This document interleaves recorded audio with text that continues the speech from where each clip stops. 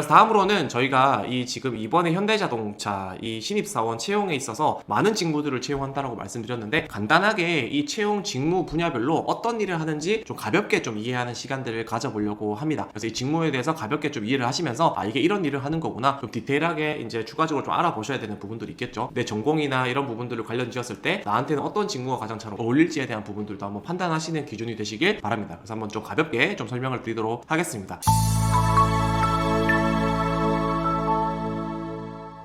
자, 첫 번째로 이 연구개발 직무인데요. 이 연구개발 직무 같은 경우에는 크게 4가지 세부 직무로 구분이 되어 있습니다. 첫 번째는 연구개발 기획 파트로 나뉘어져 있고요. 두 번째는 차량개발, 그리고 세 번째는 여기 오타가 있는데 이제 친환경차 개발이 있습니다. 그리고 네 번째는 파이로트라는 과정들이 존재한다라고 보시면 될 것 같습니다. 그래서 연구개발 직무 같은 경우에는 크게 이렇게 4가지 직무로 좀 구성이 되어 있다라고 보시면 될 것 같고요. 이 중에서 이제 세부 직무 내용을 참고를 하셔서 내가 원하는 직무가 어떤 부분인지에 대해서 미리 타겟팅을 하시는 부분들이 중요하다라고 보시면 될 것 같습니다. 그래서 연구개발 직무 같은 경우에는 전체적으로 놓고 봤을 때 어떤 일을 하는 걸까라고 놓고 보자면 어떤 한 대의 자동차를 생산하기까지의 필요한 과정들이 있습니다. 실제로 이것들을 어떤 완성차를 만들어서 출하를 하고 고객들에게 배송하고 전달하는, 운송하는 그런 과정들 있죠. 이제 차량이 공장에서 생산되는 과정 이전에 어떤 하나의 차량을 출시하기까지의 필요한 과정들이 존재합니다. 그래서 그런 것들의 과정의 대표적인 것들이 어떤 설계를 해야 될 부분들이 있겠죠. 차량을 설계를 해야 되고 차량의 목적이나 기능, 그리고 이제 어떤 가격, 여러 가지 요소들을 고려를 했을 때 이제 설계를 합니다. 설계를 하고 나서 그 설계를 바탕으로 이제 시작차 이런 것들을 제작을 해서 시험 평가도 해보고, 그런 것들을 이제 어떻게 이제 자동차 생산 공장에서 생산을 할 것이냐라는 어떤 공정 설계까지의 단계를 세분화하는 부분이 이런 연구개발 파트라고 보시면 될 것 같습니다. 그래서 차량에 존재하는 각 모듈이나 차량 자체 그리고 파트를 좀 담당하는 그런 직무다라고 보시면 될 것 같습니다. 그래서 여러분들이 이런 연구개발 직무 같은 경우에는 아, 이런 일을 하는 곳이구나 라는 부분들을 좀 총체적으로 이해하시면 될 것 같습니다. 다음으로 두 번째 같은 경우에는 디자인 직무인데요. 디자인 같은 경우에는 세부적으로 채용하는 직무가 크게 2가지가 있습니다. 첫 번째로는 디자인 엔지니어링, 그리고 스타일링이 있는데요. 이 디자인이라고 하는 부분들은 여러분들이 직관적으로 이해하는 부분들과 같다라고 보시면 될 것 같습니다. 이 차량이라는 부분들 자체가 이 세대가 바뀌면서 다음 세대에 또 디자인이 바뀌고 다음 세대에 또 디자인이 바뀌는 부분들이 있는데, 어떤 기존에 가지고 있는 디자인을 약간의 변형시켜서 출시하는 경우도 있고, 우리가 이제 풀체인지라고 해서 이런 디자인의 전체적인 설계 구조 자체를 바꾸는 부분들이 있죠. 그래서 이런 어떤 디자인적인 측면에 있어서의 업무를 담당하는 게 디자인 직무다라고 보시면 될 것 같습니다. 그래서 차량의 어떤 종류별로 본질적으로 가지고 있는 특성이나, 그리고 이제 현재 트렌드가 바뀌는 부분들이나 고객들의 수요나 어떤 디자인에 대한 트렌드가 바뀌는 부분들에 따라서 어떤 수요를 예측하고 또 그런 시장 변화를 반영을 함으로써 다양한 소재나 그리고 다양한 어떤 디자인적인 측면에 있어서의 어떤 모형 제작부터 디자인 프로젝트, 신차 디자인 프로젝트 이런 것들을 기획하고 또 그것들에 필요한 정보들을 리서치하고 컨셉트의 방향을 설정하는 등 이런 전반적인 업무를 수행하는 것이 이제 디자인 엔지니어링과 스타일링, 이제 업무를 스타일링 직무가 존재하는 디자인 직무다라고 보시면 될 것 같습니다. 그래서 이런 부분들 같은 경우에는 대표적으로 좀 제품 디자인 영역에 좀 해당하는 부분이다라고 보시면 될 것 같은데요. 이런 영역에 좀 관심 있는 분들 같은 경우에는 제품 디자인의 업무 프로세스가 어떻게 되는지에 대해서 한번 전체적으로 좀 이해하는 부분들이 중요하다라고 보시면 될 것 같습니다. 그래서 다음번에 또 이런 부분들도 한번 좀 상세하게 좀 다뤄보도록 하겠습니다. 네, 다음으로 세 번째는 생산과 제조 직무입니다. 이 생산과 제조 직무 같은 경우에는 일단은 1차적으로 여러분들이 제가 직무를 설명드리기에 앞서서 이 완성차의 제조 과정에 대해서 좀 말씀드리려고 하는데요. 완성차의 제조 과정은 크게 5가지로 이루어져 있다라고 보시면 될 것 같습니다. 첫 번째는 프레스, 스탬핑이라고 해서 프레스입니다. 그래서 현대자동차 같은 경우에는 보통 현대제철에서 이 어떤 차량의 어떤 껍데기가 되는 이 뼈대가 되는 부분들을 이제 프레스 공정을 통해서 생산을 해내게 됩니다. 그리고 그런 것들을 이제 차체 조립, 웰딩이라는 과정을 통해서 용접이나 로봇으로 붙이고 이런 과정들을 통해서 이것을 하나의 차체 모양을, 자동차의 모양을 갖추는 작업을 하는 게 차체 조립이다라고 보시면 될 것 같습니다. 그리고 나서 이제 프레스와 차체 조립을 통해서 모양이 갖춰졌을 때 그런 부분들에 있어서 겉에 껍데기도 붙이고 이런 과정들을 통해서 이제 도장 공정을 통해서 페인팅을 하는 부분들이 있다라고 보시면 될 것 같습니다. 그래서 앞에서 또 설명드렸던 것처럼, 기존에 설명드렸던 것처럼 이 도장 공정을 통해서는 다양한 이제 환경적인 요소나 방수나 어떤 먼지를 막을 수 있는 부분이나 그런 전반적인 부분들을 처리를 하고 가공하는 과정이 도장 공정이다라고 보시면 될 것 같습니다. 그래서 이렇게까지 하면은 어느 정도 차량의 모양이 갖춰졌다라고 보시면 될 것 같고요. 그럼 이제 차량의 껍데기가 전체적으로 완성이 되었다라고 했을 때 여기 안에 들어갈 수 있을 만한 부품이나 모듈이나 이게 자동차로서 굴러갈 수 있게끔 하는 구성 요소들을 넣어주는 것들이 필요하겠죠. 그래서 네 번째의 공정 같은 경우가 의장 어셈블리, 이 의장 공정이다라고 보시면 될 것 같습니다. 그래서 차량에 실제로 이 차량의 어떤 라인을 전체적으로 길게 짠 상태에서 여기서 돌아가면서 하나하나씩 이렇게 조립을 하는 과정이다라고 보시면 될 것 같습니다. 그래서 의장 공정까지 거치면은 이제 우리가 흔히 말하는 하나의 완성차가 이제 나온다라는 부분들로 이해를 하시면 될 것 같습니다. 자, 그리고 나서 이 차량을 실제로 구동을 해보고 운전도 해보고 하면서 검수 과정을 거치면서 최종적으로 차량이 출하가 된다, 출고가 된다라는 부분으로 좀 이해를 하시면 될 것 같습니다. 그래서 이런 과정들이 하나의 어떤 완성차가 생산되는 과정이다라고 보시면 될 것 같고요. 우리가 그토록 애타게 또 기다리고 있는 현대자동차 생산직 같은 경우에는 또 빨리 채용이 떴으면 좋겠는데, 자, 이 생산직 같은 경우에는 이 의장 공정에서 일을 하는 부분들이 좀 대부분이다라고 보시면 될 것 같습니다. 그래서 빨리 또 현대자동차 생산직도 한번 좀 채용 공고가 떴으면 좋겠다라는 생각이 들고요. 또 생산직 공고가 빨리 떠서 여러분들한테 또 정보를 또 빨리 전달드리고 싶네요. 그렇게 이해하시면 될 것 같고요. 자, 그런 측면에 있어서 이제 생산과 이 제조직, 이 어떤 일을 하냐, 이제 현대자동차 대졸 이상의 채용을 놓고 봤을 때 생산과 제조 파트 같은 경우에는 직무가 어떤 것들로 구성되어 있냐라고 놓고 봤을 때 이 완성차의 생산 공정이라는 부분들을 관여하고 개입하는 직무가 생산과 제조 직무다라고 보시면 될 것 같습니다. 아무래도 가장 많은 분들이 지원하는 직무이기 때문에 조금 더 디테일하게 설명을 드리려고 하는데요. 그런 측면들에 있어서 세부적으로 직무가 현재 구성이 되어 있는 것들 같은 경우에는 첫 번째가 국내 생산이고요. 두 번째는 생산 기술, 세 번째는 구매와 부품 개발, 그리고 네 번째는 품질이다라고 보시면 될 것 같습니다. 이런 직무들이 현재 생산과 제조 파트에서 이제 채용하고 있는 세부 직무다라고 보시면